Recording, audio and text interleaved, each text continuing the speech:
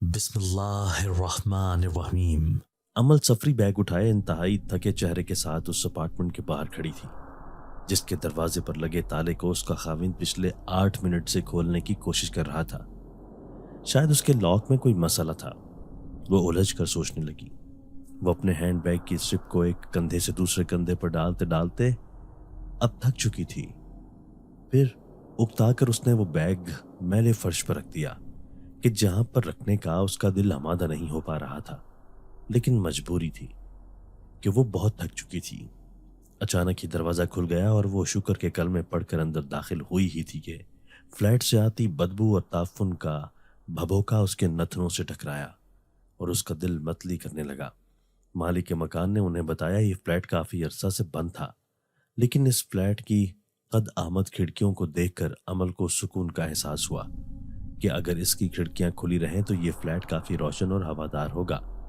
फिर उसने एक एक करके तमाम कमरों में खुलने वाली बंद खिड़कियां खोल दी और घूमते घुमाते वो बालकनी की तरफ जा निकली, जिसमें रेलिंग वाली खिड़की की शीशा नुमा दीवार थी, जिस पर लगे पर्दे हटाकर और शीशे को एक तरफ धकेल कर वो बालकनी में आ खड़ी हो गई। दूर दूर तक कई मंजिला इमारतें खड़ी थीं। वो ताहिराना नजर से अपने इर्द गिर्द फैले कंक्रीट के इस जंगल को देखने में महव हो गई कि अचानक उसकी नजर सामने आते 100 साल पुराने चर्च पर गई, जिसकी पुरशिकवा इमारत को देखकर वो सराहे बिना ना रह सकी। अचानक उसे खड़े कुछ ही देर गुजरी थी कि उसे ऐसा लगा जैसे कोई उसे देख रहा है। ये एहसास अचानक उसके दिमाग में जो ही पैदा हुआ, वहीं उसकी निगाह उस इमारत की खिड़की से झांकते स्या रंग के इंतहाई बड़े साइज के बल्ले पर पड़ी, जिसके जिस्म की खाल पर भेड़िए के बालों से मुशाबह बाल थे।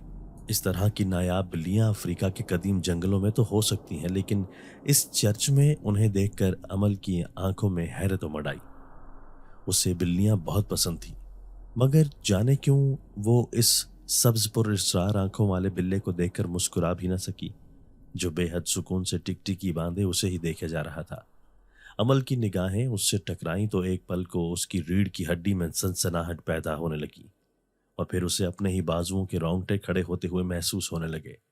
तो वो खौफजदा होने लगी और वहां से फौरन हटने के लिए आगे बढ़ना चाहा, लेकिन 1 इंच भी वो अपनी जगह से ना हिल सकी। ऐसा लगता था जैसे किसी कुव्वत ने उसे हिप्नोटाइज कर डाला हो कि उसे अपने दिमाग और जिस्म पर इख्तियार ना रहा था।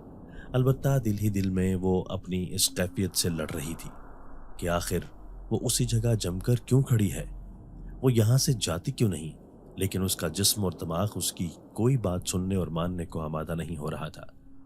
फिर वो अचानक होश में आई जब उसके शौहर बहजाद ने उसके कंधों पर हाथ रखा।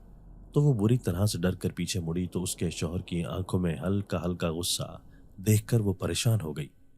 क्या हो गया है अमल?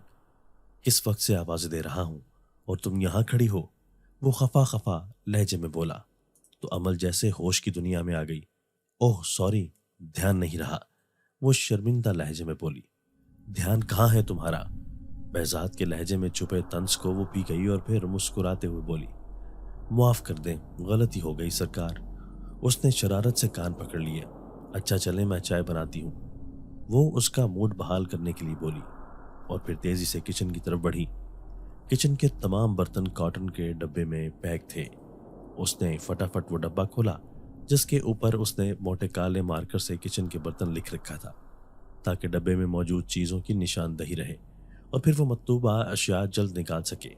उसकी समझदारी उस वक्त काम आ गई क्योंकि बहजाद का मूड बेहद ऑफ हो गया था। उसने चाय की देगची को पानी से खंगाला और फिर अपने साथ लाए हुए मिनरल वाटर की बोतल खोलकर 2 कप पानी देगची में डाला। किचन की छोटी सी खिड़की से छन कर आती मध्यम रोशनी उसे भली लग रही थी।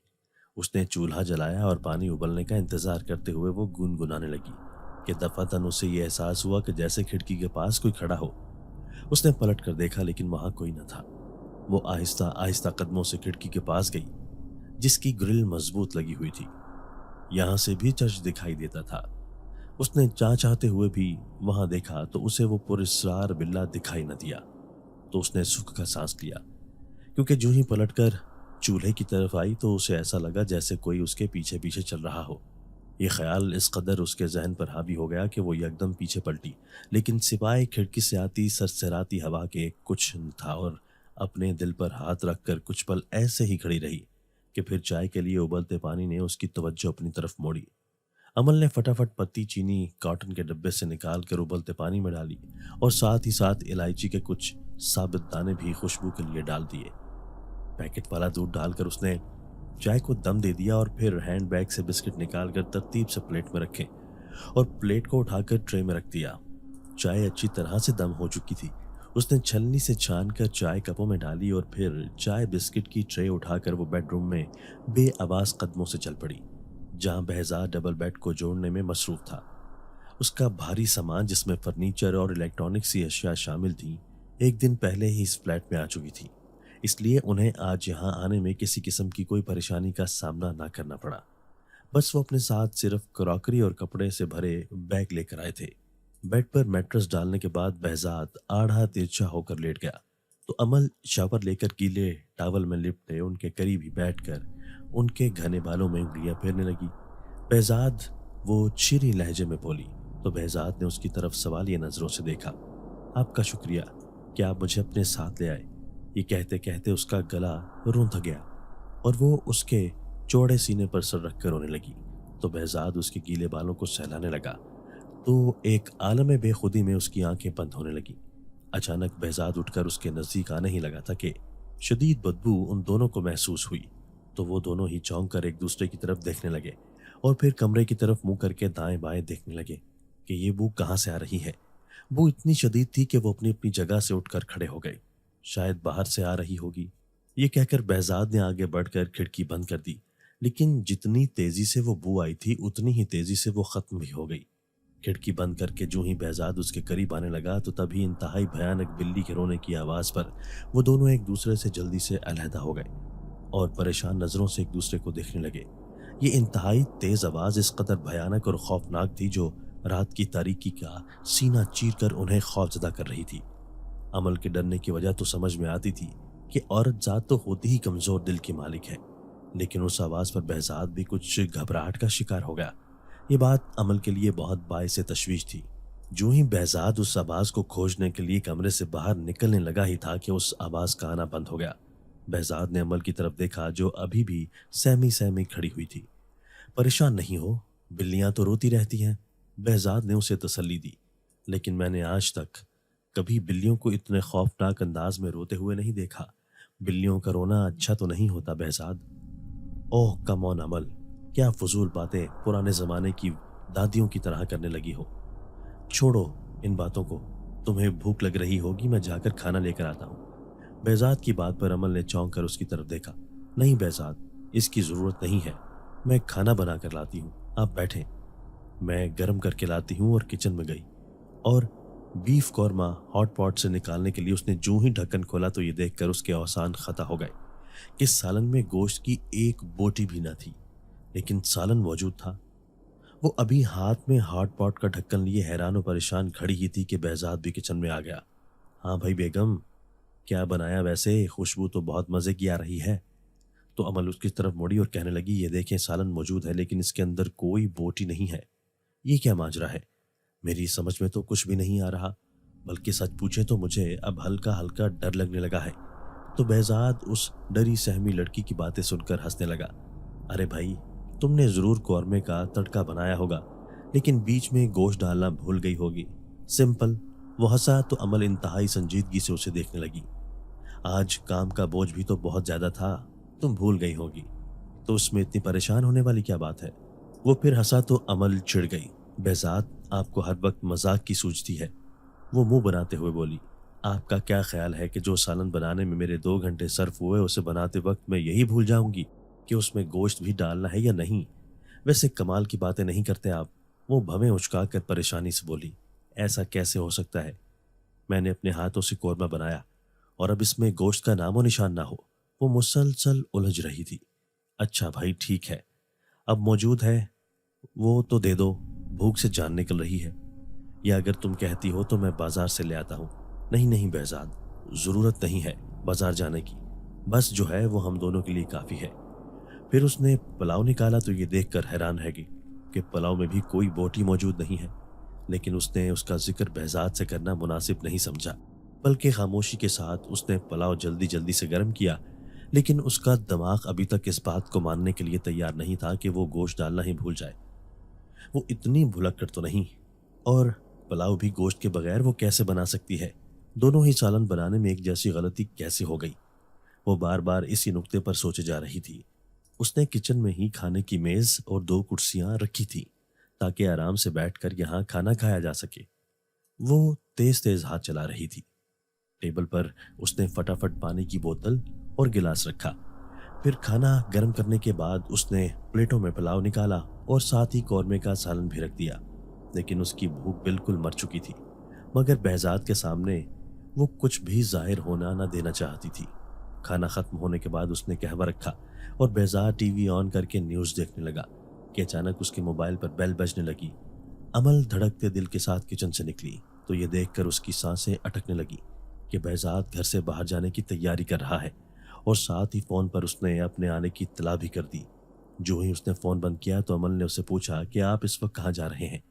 तो behzad ने उसकी तरफ देखा और खामोश रहा। अमल ने उसकी खामोशी पर तंग आकर उससे फिर सवाल किया तो वो उठकर खड़ा हो गया। टेबल से कार की चाबी उठाई और मोबाइल को जेब में डाला और उसके करीब आया। अमल, मुझे घर जाना होगा, अम्मी बुला रही हैं, और तुम अम्मी का गुस्सा तो बहुत अच्छे से जानती हो। behzad की बात सुनकर उसका दिल डूबने लगा। मैं यहाँ अकेले कैसे रहूंगी?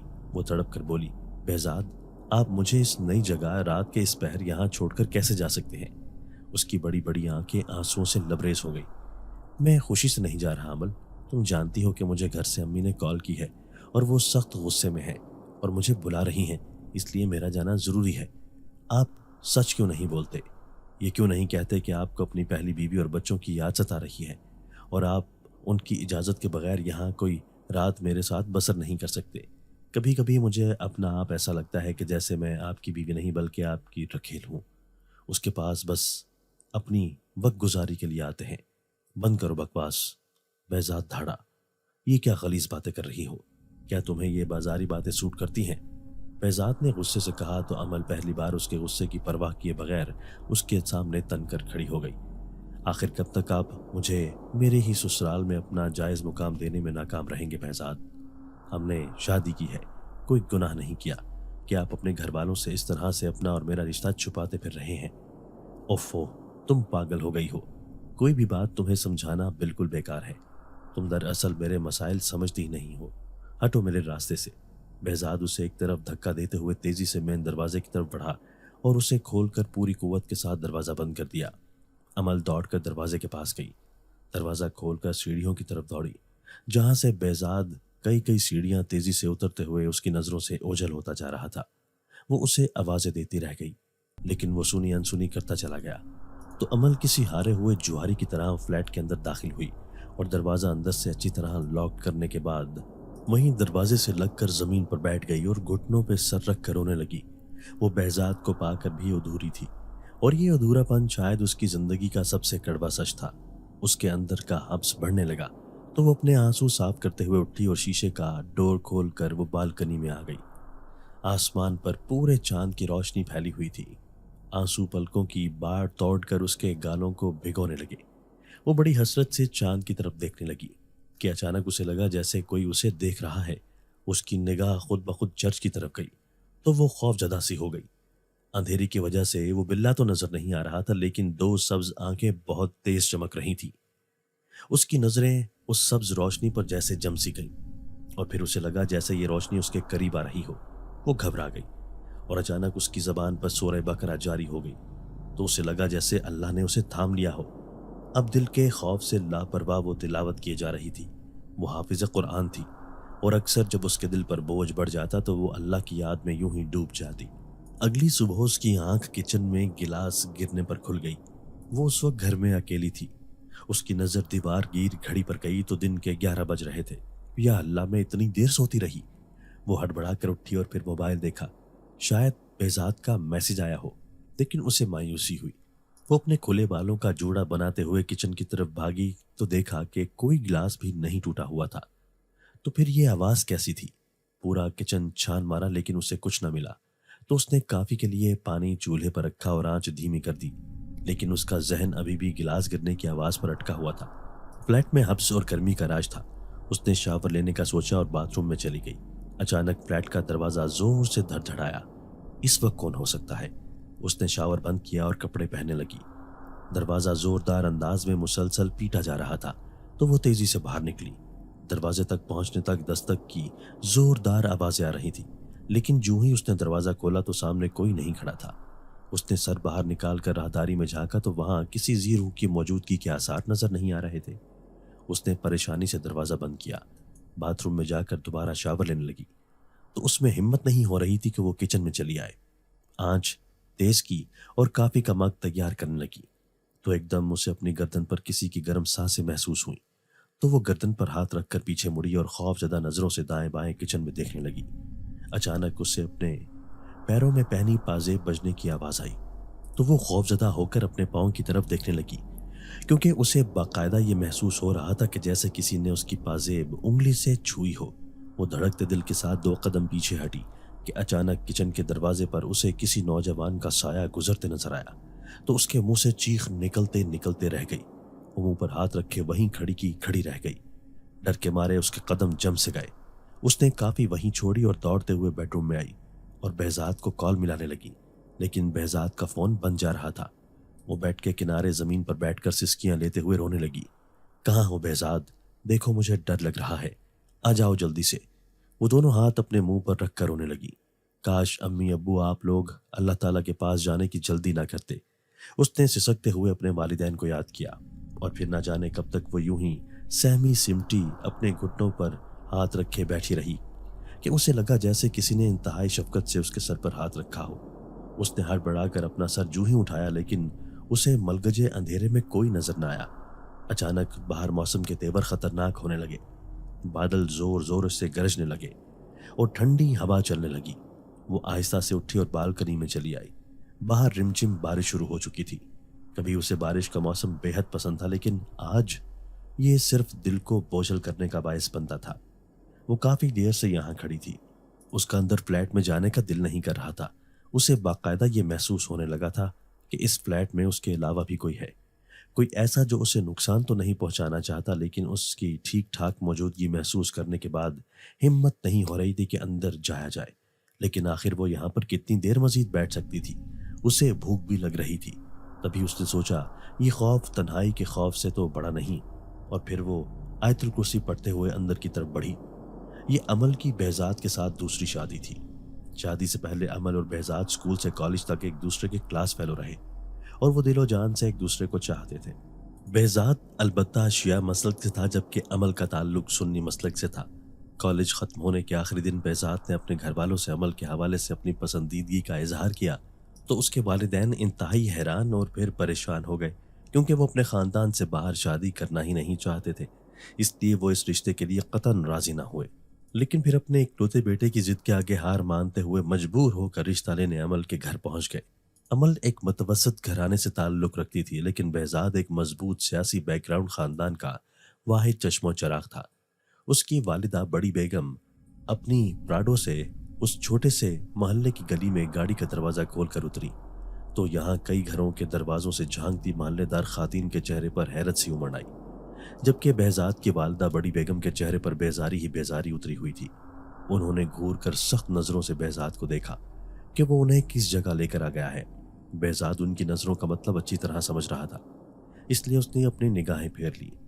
behzad की वालिदा ने दुख और अफसोस भरी सांस खींची और अमल के घर के छोटे से गेट की तरफ लपकी। 5 मरले के छोटे से घर को देखकर उसके चेहरे पर बेजारियत और भी फैल गई। ये तुम मुझे कहाँ ले आए हो behzad?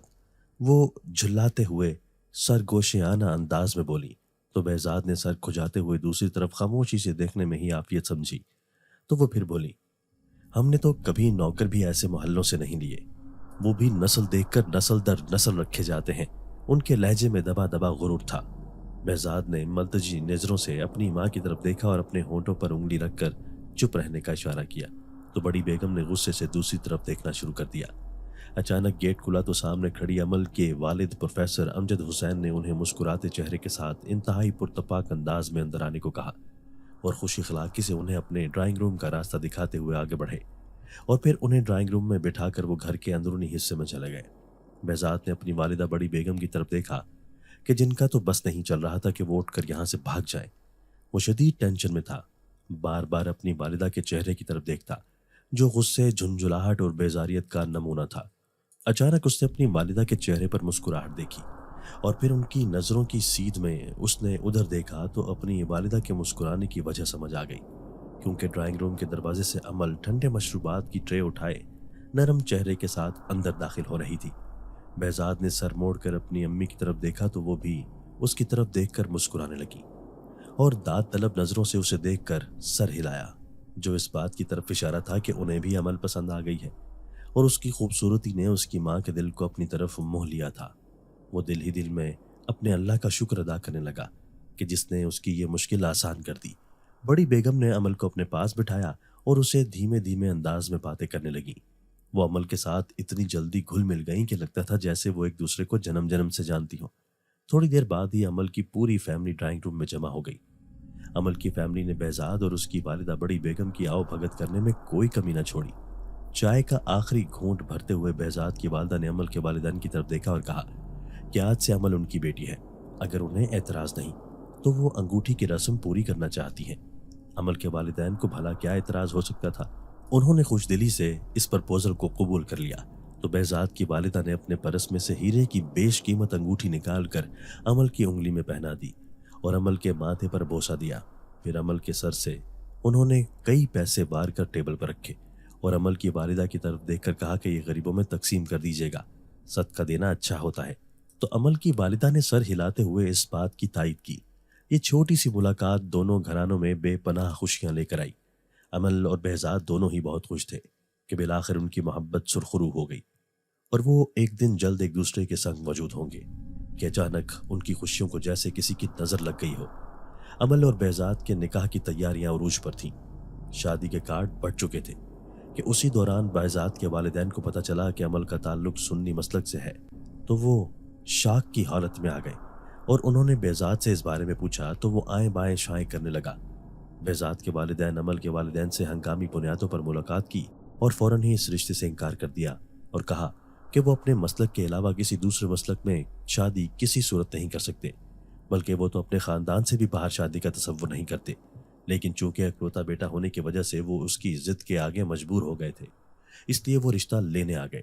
لیکن اب جب انہیں یہ پتہ چل گیا کہ عمل کا مسلک ہی اور ہے تو اب یہ شادی تو کسی صورت نہیں ہو سکتی۔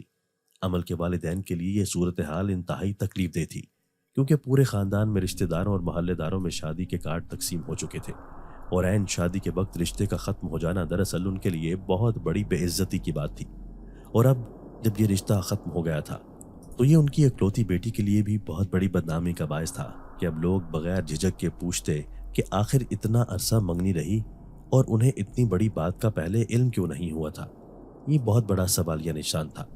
دوسری طرف لوگوں کے شکوک و شبہات ان کا جینا حرام کر رہے تھے کہ شاید دال میں کچھ کالا ہے۔ دبی دبی زبانوں سے یہ باتیں بھی سنائی دینے لگیں کہ شاید لڑکی میں کوئی ایسی خرابی ہے جس کی وجہ سے لڑکے والوں نے اتنے عرصے بعد منگنی توڑ ڈالی اور بہانہ مسلک کا رکھ دیا۔ بھلا ذات پات مسلک تو رشتہ کرنے سے پہلے ہی پوچھ کر اطمینان کر لیا جاتا ہے۔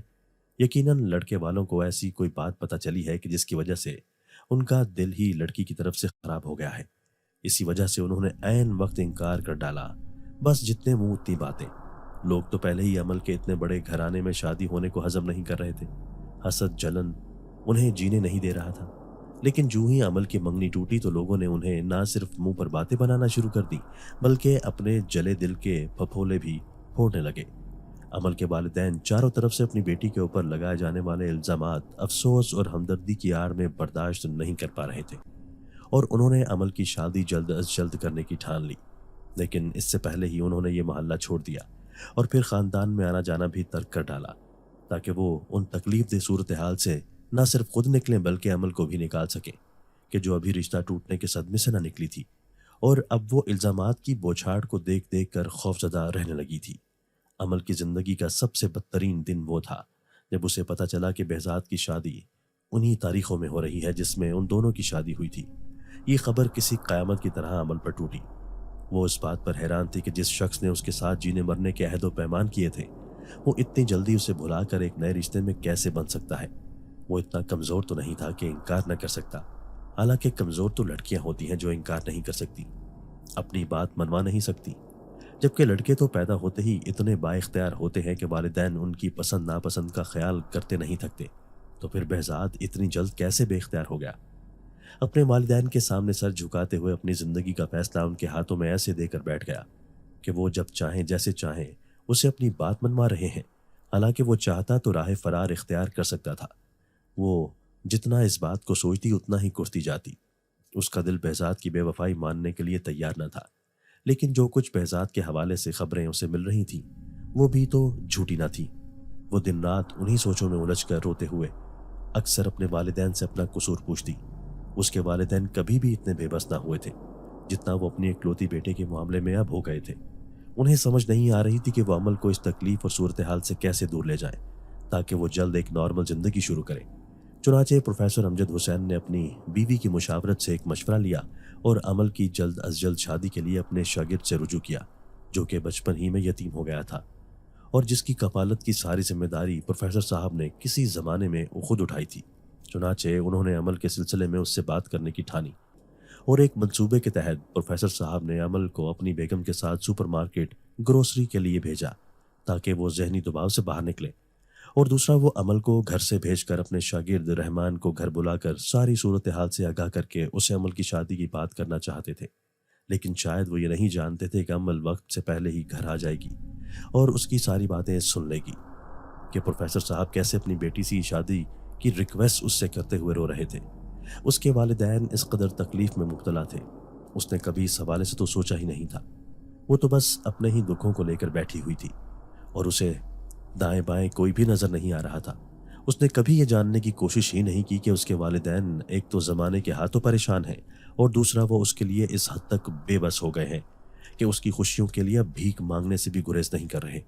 وہ کمرہ بند کر کے دیر تک روتی رہی۔ یہ سوچ سوچ کر اس کی وجہ سے اس کے والدین کسی آزمائش میں مبتلا ہو گئے ہیں۔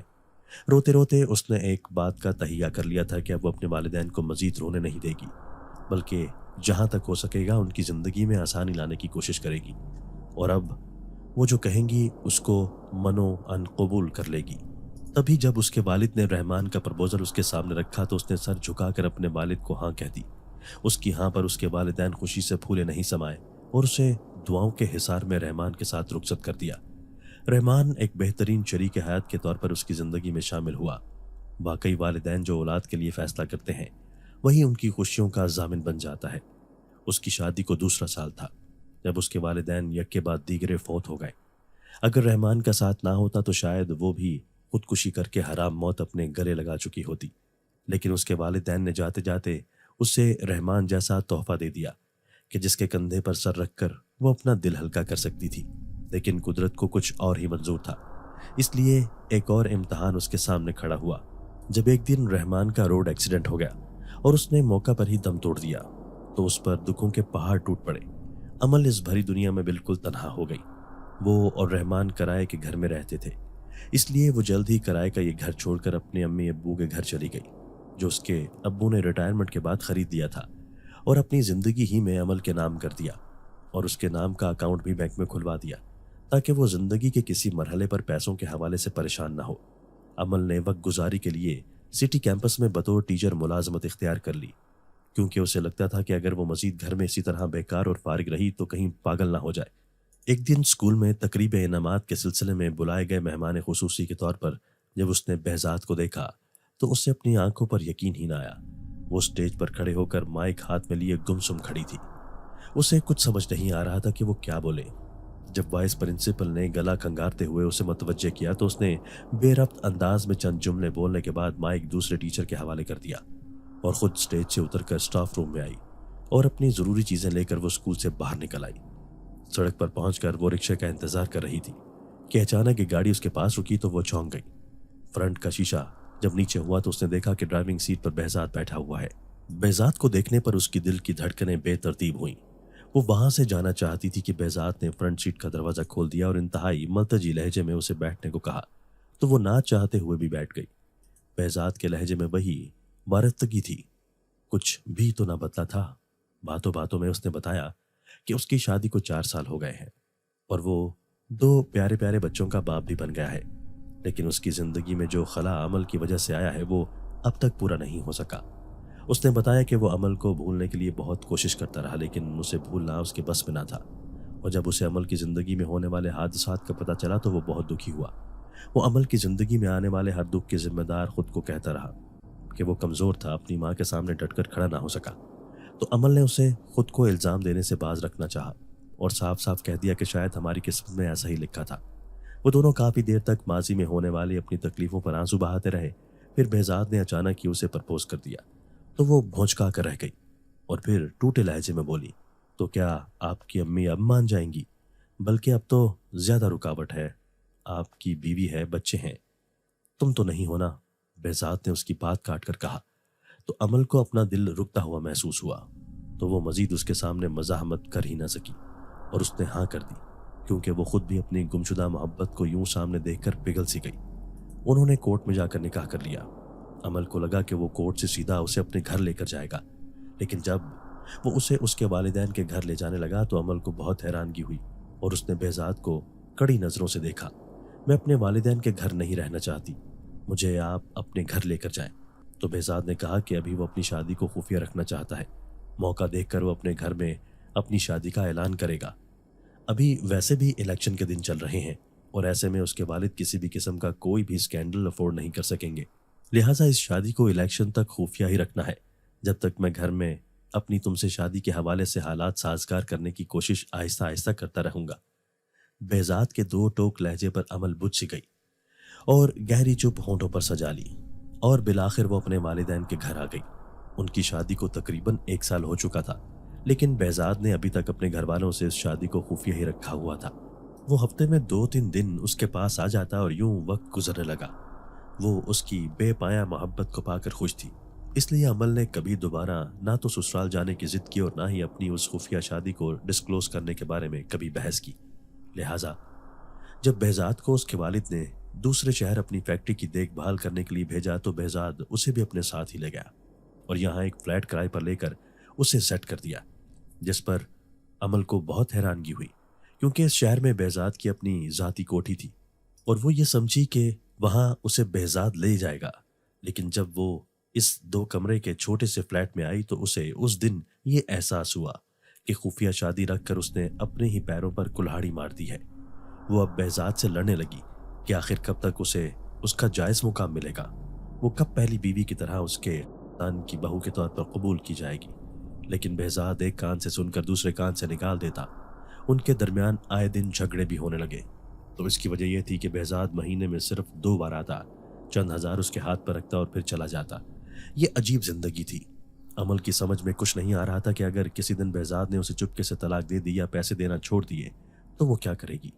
वो वापस पलटकर अपने वालिदैन के घर भी नहीं जा सकती थी, क्योंकि behज़ाद ने वो घर औने पौने दामों बेचकर अपने कारोबार में पैसे लगा डाले थे और बैंक में इतनी रकम मौजूद नहीं थी कि वो किसी फ्लैट का किराया देती या फिर अपने खाने पीने पर खर्च करती। behज़ाद की रविश तो न बदली, लेकिन आने वाले हालात के तेवर देखकर उसने जॉब करने की ठानी। अमल ने behज़ाद की इजाज़त से उसी चर्च के साथ एक प्राइवेट स्कूल में इंग्लिश के टीचर के तौर पर क्लास लेनी शुरू कर दी। अमल को कई बार क्लास में पढ़ाते हुए महसूस हुआ जैसे कोई इस क्लास की खिड़की से बाहर खड़ा है और एक साया सा जब भी वो खिड़की के पास आते देखती तो फौरन बाहर झांकती तो वहां कोई ना होता। इस क्लास की छत पर रोशनदान भी था, जिसमें से उसे अक्सर वही भेड़ की खाल से मुशाबा बिल्ला बैठा हुआ दिखाई देता। कई बार पढ़ाते पढ़ाते वो उस बिल्ले को वहां से भगाने की कोशिश करती तो पूरी क्लास अपनी टीचर को इंतहाई हैरानगी से देखती कि ये किसको रोशनदान से भगाने की कोशिश करती रहती हैं। अमल जब उन्हें बताती कि वो उस बिल्ले से उलझन महसूस करती हैं तो बच्चे उससे कहते कि उन्हें तो कोई भी यहाँ दिखाई नहीं दे रहा।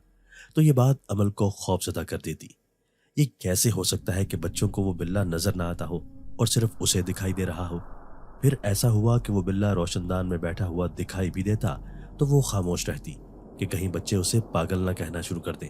वो अक्सर इसी उलझन में गिरफ्तार जब स्टाफ रूम में आकर बैठती तो यहाँ सर माइकल को देखकर उसे अजीब बेचैनी घेर लेती, क्योंकि उनके लिबास से उठती महक उसे अक्सर अपने घर से भी आती थी। शायद ये उसका वहम था। वो अक्सर कंफ्यूज रहती, लेकिन जब उनकी गहरी सब्ज आंखें वो अपने ऊपर उठती देखती तो उनकी रीढ़ की हड्डी में सनसनाहट सी उतर जाती। उन्हीं दिनों वो एक और अवताद भी अपनी जिंदगी में महसूस कर रही थी।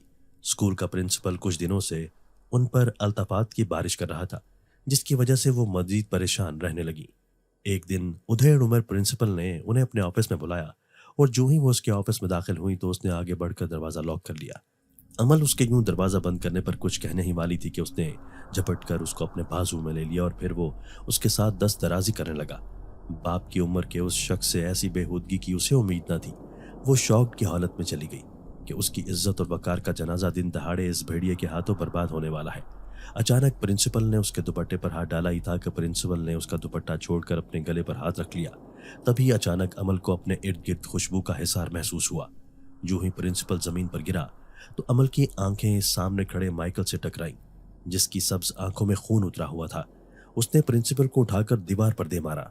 माइकल अंदर कैसे आ गया? अमल का दिमाग तेजी से सोचने लगा, क्योंकि उस कमरे का दाखिली दरवाजा ही एक था और वो लॉक था। अचानक माइकल ने उसकी तरफ देखे बगैर उसे बाहर जाने को कहा तो वो दौड़कर दरवाजे के पास गई और दरवाजा फौरन ही खुल गया। उसने गैर इरादी तौर पर पलटकर जब पीछे मुड़कर देखा तो उसकी आंखें फटी की फटी रह गईं कि प्रिंसिपल के गले पर स्याह बिल्ला अपने दांत गाढ़े बैठा था। माइकल कहाँ गया? उसने तेजी से कमरे में नजर घुमाई कि अचानक वो बिल्ला गुर्राया तो वो इतनी खौफजदा हुई कि मजीद स्कूल में रुकना नामुमकिन हो गया। तो वो घर चली गई। फ्लैट में पहुंचकर उसे अपने करीब ही मखसूस खुशबू महसूस होने लगी तो उसका दिल तेजी से धड़कने लगा। गोया माइकल इंसान नहीं है। ये सोच आते ही उसके हाथ पैर कांपने लगे। उस बिल्ले और माइकल के दरमियान क्या कनेक्शन है? जो ही उसे ये सोच आई तो उसके कानों में एक सरगोशी सी उतरी। ये दोनों एक ही हैं। वो उस आवाज पर एड़ियों के बल घूम गई, दाएं बाएं देखने लगी। ये तो अच्छे से जानती थी कि इस फ्लैट में कोई पुरस्कार मखलूक उसके साथ रहती है, लेकिन उसने कभी भी उसको तंग न किया और ना ही खौफजदा। वो हकलाते हुए हिम्मत करके बोली, कौन हो तुम? उसने थूक निकल कर पूछा। माइकल। जवाब देते हुए वो फौरन उसके सामने आ गया। जिन हो तुम? वो लड़खड़ाई। कोई शक? वो उसकी आंखों में देखकर बोला तो अमल ने किसी बच्चे की तरह सर हिलाया तो माइकल हंसने लगा। फिर वो एकदम से संजीदा होकर उसके करीब आने लगा तो वो बुदक कर पीछे हटी। इश्क करने लगा हूं तुमसे, ये कहते ही उसने अमल को अपने सीने से लगा लिया। कोई तुम्हारे करीब आए ये बर्दाश्त नहीं होता मुझसे। वो उसके बाजुओं में फड़फड़ाने लगी। छोड़ो मुझे, सवाल ही पैदा नहीं होता। माइकल का लहजा भारी और पुरसुकून था। इश्क हो तुम मेरा, मैं शादी करूंगा तुमसे। ये भूल है तुम्हारी। वो मचलते हुए उसकी बाहों से निकली। मैं शादीशुदा हूं, ऐसी शादीशुदा जो बेवा से भी बदतर जिंदगी गुजार रही है। वो तंजिया बोला। जो भी है वो मेरा और मेरे शौहर का मामला है। वो बफर कर बोली। और अगर तुम्हारा शौहर मर जाए तो? वो सफ्फाक लहजे में बोला। तो अमल डट कर बोली, तो भी तुम मेरा जिस्म तो हासिल कर सकते हो लेकिन मेरे दिल से बेहजाद की मोहब्बत नहीं निकाल सकते। उसकी बात सुनकर माइकल की सब्ज आंखों की चमक मांद पड़ गई। मैंने तुम जैसी वफादार लड़की अपनी जिंदगी में कहीं नहीं देखी, जो मोहब्बत की आग में तन्हा जल रही है लेकिन फिर भी गलत रास्ते का इंतखाब नहीं करती। मैं अगर तुमसे सच्ची मोहब्बत ना करता तो शायद तुम्हें मार डालता, लेकिन तुम जैसी वफा की देवी से वादा है, तुम्हारी खुशियां तुम्हें जरूर दिलवाऊंगा। और फिर वो एकदम से गायब हो गया। कुछ दिनों बाद ही अमल अपने ससुराल में बैठी हुई थी। उसका खाविंद behzad उसे पूरे एजाज के साथ घर ले गया, जहां सभी ने उसे कबूल कर लिया। वो इस बार कतन हैरान नहीं थी, क्योंकि वो जानती थी कि माइकल ने अपना वादा सच कर दिखाया। मोहब्बत करने वाले चाहे इंसान हो या जन्नात, यूं ही एक दूसरे के लिए राहें आसान करते रहते हैं। अमल को अब भी अपने इर्द गिर्द कभी कभी खुशबू महसूस होती है, तो वो खामोशी से उठकर उस जगह चली जाती है जहां वो माइकल से ढेरों बातें कर सके।